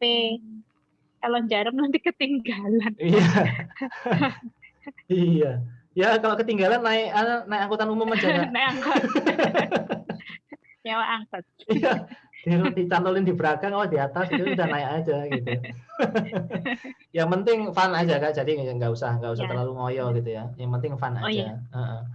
Mas Didit tadi fat burning zone kalau usia 40 kan di 144 heart rate-nya ya. Itu maksudnya 144 kali per menit itu dalam berapa lama? Bebas. Jadi 144 itu kan detak jantung kita maksimal kan segitu ya. Itu boleh di atas terus gini, 144 di peak terus seperti ini. Atau kalau misalkan capek itu boleh piramid ini. Jadi satu kita misalkan 120, 110, 120, 144 gitu ya. Habis itu kalau capek turun lagi 120, 110, naik lagi 144, turun lagi 120, 110, naik lagi 144. Jadi nggak harus lempeng di atas 144 tuh nggak. Oh iya. Ya, jadi boleh naik turun itu boleh. Apalagi kalau bersepeda di luar ya. Bersepeda di luar kan kita nggak bisa memaintain kecepatan gitu kan. Iya betul. Beda lagi kalau kita treadmill atau sepeda statis di rumah kan kita bisa ngejar untuk fat burning zone-nya atau heart rate kita kan bisa. Tapi kalau di luar kan nggak bisa. Soalnya kemarin tuh pernah mencapai 150 tapi habis itu berhenti karena pas nanjak 150 malah turun dari situ. Oh gitu. Jadi tidak malah nggak ngelanjutin. Jadi habis jalannya nanjak, turun, nanjak lagi, turun. Ini jalannya kebanyakan nanjak terus. Nanjak terus ya. Iya. Iya. Oke. Ya, makasih ya Mas Didit. Sama-sama Kak Dita. Ya. Sama-sama. Ini ada Kak Aziza, Mas kapan bahas diet golongan darah? Nah, golongan darah itu sebenarnya teman-teman, kenapa ada di diet golongan darah itu ada kitab pisah? Nah, kan pasti ada yang tanya tuh, Mas apa sih untungnya diet golongan darah itu? Diet golongan darah itu sebenarnya fundamentalnya itu adalah untuk mengurangi efek alergi. Ya, efek alergi itu apa? Seperti kayak kita gatal-gatal, seperti kita itu namanya ada kayak kembung, perut nggak nyaman, ada mah segala macam. Itu salah satunya menyebabnya dari alergi. Misalkan salah satunya golongan darah O dan golongan darah A. Itu mostly kebanyakan dia intoleransi laktosa atau dia itu mengalami masalah ketika dia mengkonsumsi laktosa atau susu. Makanya untuk golongan darah O dan golongan darah A sebaiknya itu menghindari susu atau makanan yang dia menyebabkan asam lambung berlebih. Itu goalnya di situ. Tujuannya di situ adalah untuk mengatasi mengurangi efek namanya alergi. Alergi itu bukan hanya gatal teman-teman ya. Alergi itu banyak. Alergi itu bisa menyebabkan perut kita kembung, bisa. Alergi bisa menyebabkan perut kita sakit, bisa. Alergi bisa bikin kita sesak nafas, bisa. Alergi bisa bikin pusing, bisa gitu ya. Alergi itu bukan hanya di gatal. Nah, golongan darah O itu golongan darah itu lebih mengklasifikasikan sesuai dengan tipikal darahnya, mana makanan-makanan yang sebaiknya dihindari, mana makanan-makanan yang sebaiknya dioptimalkan. Ya, lebih ke mengurangi adanya efek alergi. Ketika efek alergi itu kita bisa kurangi, maka diet kita akan lebih mudah, lebih nyaman ya. Misalkan kayak saya gitu ya, golongan darah O gitu ya. Saya, anak saya, istri saya semuanya golongan darah O. Bahkan anak saya itu lebih parah untuk intoleransi laktosanya. Sampai sekarang dia itu minum susu yang biasa nggak bisa. Akhirnya dia harus mengkonsumsi susu yang rendah laktosa. Dia mengkonsumsi whey protein khusus untuk anak yang rendah laktosa. Dia mengkonsumsi kayak minuman Bear Brand gitu langsung dia gangguan pencernaan, langsung panas gitu ya. Karena ususnya itu nggak kuat. Anak saya itu mengkonsumsi minuman yang mengandung laktosa nggak bisa. Akhirnya apa? Dia mengkonsumsi makanan yang tinggi protein, tetapi dia rendah laktosa. Salah satunya itu ada susu untuk anak, Peptamen kalau nggak salah ya, punyanya Nestle. Dia itu whey protein, tapi khusus anak yang tidak mengandung atau rendah laktosa. Nah, itu salah satu case-nya di anak saya. Kalau dia yang teman-teman yang lainnya juga banyak yang seperti itu. Oke. Halo Kak Susana, apa kabar?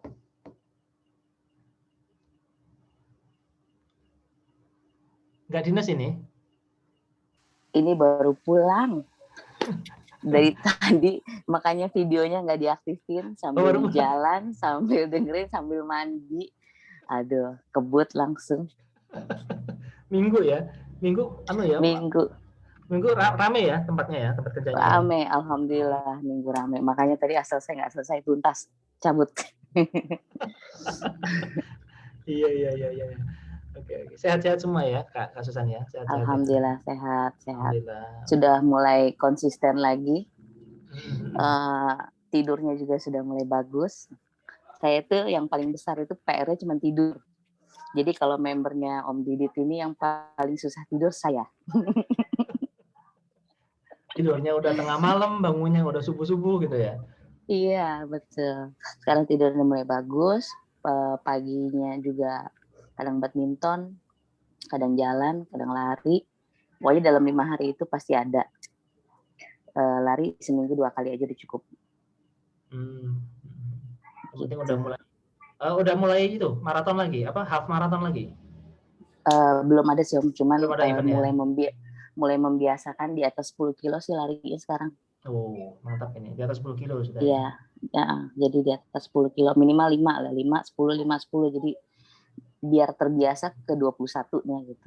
Kalau kemarin itu bulan apa itu ya? Store ke saya itu 21 kilo ya. Bulan apa itu? Februari. Iya. Luar biasa. Jadi COVID ini 2 kali ya, half marathon dalam 1 tahun COVID. Virtual tapi ya? Virtual ya? Virtual, iya. Sayangnya harus virtual, nggak bisa rame-rame. Sayangnya, Ya mungkin karena COVID juga, alhamdulillah tercapai. Mungkin kalau nggak COVID belum tentu jadi juga sih. Iya, betul. Oke, mantap. Teman-teman yang lainnya mungkin kalau ada yang mau nimbrung, ayo silakan. Kalau mau ada yang diskusi, mau tanya, ya kita santai aja, langsung aja di unmute mic-nya. Kalau yang ditanyakan ada yang belum jelas, ya kita masih ada waktu cukup lama untuk diskusi. Nanti video Zoom meeting ini saya record, terus kemudian nanti saya upload di link videonya nanti akan saya share di grup setelah saya upload ya. Jadi misalkan nanti ada teman-teman yang kelewatan, itu boleh ya. Oh iya, Bu Nona, apa kabar malam Bu Nona? Bu Nona. Oh, malam Mas Didit. Malam. Kemarin habis vaksin ya Bu ya? Iya. Oh, gimana Bu? Vaksin yang pertama atau yang kedua? Pertama. Oh ya, gimana badannya? Gak kerasa apa-apa, cuma agak kemel, tapi ya udah mendingan. Udah mendingannya. Bu Nona Ya. itu dulu sempat kena COVID. Bu Nona itu Ya. sempat kena COVID, tapi alhamdulillah karena daya makanannya bagus, olahraganya juga bagus, nggak kerasa apa-apa ya Bu ya, OTG Bu ya. Ya. Padahal Bu Nona itu awalnya punya gula darah yang cukup tinggi, termasuk diabetes, terus usianya sekarang 51. Baru 51 nggih, baru 51. Ya. Oh iya, ini baru datang Bu, nanti saya kirimkan ke jenengan nggih, saya lupa. Iya, makasih. Ini yang saya janjikan dari beberapa waktu yang lalu, mau saya kasihkan ke Bu Nona. Ini nanti saya kirimkan ke Bu Nona ya. Saya lupa barusan kemarin lusa barusan nyampe. Ini akan saya kirimkan ke Bu Nona. Sekarang gimana Bu untuk badannya? Apakah ada yang dikeluhkan atau bagaimana? Alhamdulillah baik-baik. Alhamdulillah ya, baik-baik aja ya. Ya. Solo kondusif ya Bu ya? Aman ya Bu saya Solo ya? Aman, tapi itu yang dari Kudus itu datang dikirim ke Dono Hudan Solo sini juga gitu, ada berapa 800 orang berapa gitu dengar info dari TV gitu. 800 orang. Banyak banget gitu. Ya. Dari Kudus kan kayaknya sepertinya itu nampungnya kurang nggak cukup sampai kewalahan itu gitu. Oh, gitu. Gitu. Iya. Itu juga ya saya juga agak takut dikit. Gitu. Kalau Bu Nona ini olahraganya malah udah keren ini. Bu Nona itu sama nge-gym juga Bu ya? Iya. Sama nge-gym juga, angkat beban di Salfit ya, Celebrity Fitness ya. Iya, gitu. Usia nggak menjadikan halangan. Luar biasa. Ya. Makasih Mas Didit gitu. Sama-sama Ibu. Ya. Oke, teman-teman yang lainnya, apakah ada yang ditanyakan atau didiskusikan? Oke, nanti jangan lupa ya, teman-teman bisa screenshot boleh, terus kemudian teman-teman share pengalamannya atau apa yang didapatkan di meeting Zoom kali ini. Nanti tag saya di Instagram saya, nanti akan saya follow. Di tag saya atau mention di Instagram saya, baik di story boleh, di feed itu boleh. Ya, nanti akan saya follow. Terus apa aja yang sudah didapat sampai saat ini. Dan terutama apa aja yang sudah didapatkan di Zoom meeting ini, teman-teman ya. Oke, teman-teman. Ini Bu Iis Solo bukan nggih? Bu Iis, ya, ada Bu Iis juga ini. Bu Iis, oh di perjalanan. Oh, perjalanan balik ya Bu, dari Sragen ke Solo ini, oh nggak salah. Nggak dengar. Bu Iis perjalanan ya dari Sragen ke Solo, balik ke Solo ya Bu. Nggak dengar. Di mobil kayaknya beliau. Oke, terima kasih teman-teman. Kalau nggak ada yang tanyakan, akan saya akhiri malam ini. Terima kasih Pak Andi, Kak Iis, Kak Susan, Bu Iis, Kak Susan, Kak Nurul, Kak Dita, Kak Lili, Sonia, Kak Umi. Ya Bu Iis. Iya Mas. Ya, saya lagi jalan Mas di mobil, jadi nggak bisa ini. Dari Sragen Bu ke Solo. Cuma dengerin. Iya Mas. Oke, pulang mudik. Ya. Mudik mingguan nggih. Sehat-sehat ya Bu ya, Bu Iis sehat nggih? Nggih, ya, nggak dengar. Oke, teman-teman semuanya, terima kasih udah bergabung di live Zoom meeting kali ini. Semoga ilmunya yang saya sampaikan bermanfaat. Saran saya, kalau Anda sudah memahami, coba ajarkan ke anggota keluarga yang lainnya ya, baik di anaknya, suaminya, istrinya, atau anggota keluarga yang lain. Sebisa mungkin Anda itu menjadi influence minimal untuk diri Anda sendiri. Anda bisa menginfluence tubuh Anda sendiri, kemudian bisa menginfluence anggota keluarga yang lain supaya Anda bisa memiliki keluarga yang sehat ya. Jadi sehat bukan hanya milik Anda, tetapi juga sehat milik keluarga Anda bersama-sama. Oke, teman-teman, terima kasih semuanya yang teman-teman semuanya sudah bergabung di live Zoom meeting kali ini. Nanti bulan depan kita ketemu lagi dengan materi yang berbeda. Jadi Zoom meeting ini kita buat setiap 1 bulan sekali. Jadi usahakan teman-teman nanti selalu hadir ya supaya bisa mendapatkan berbagai macam insight atau ilmu baru ya, ilmu baru. Jadi kita juga sama-sama belajar. Saya juga belajar dari Anda supaya kita bisa berkolaborasi ya, bisa sama-sama memahami ya. Oke teman-teman, terima kasih. Sampai jumpa di live meeting yang berikutnya. Selamat malam. Wassalamualaikum warahmatullahi wabarakatuh.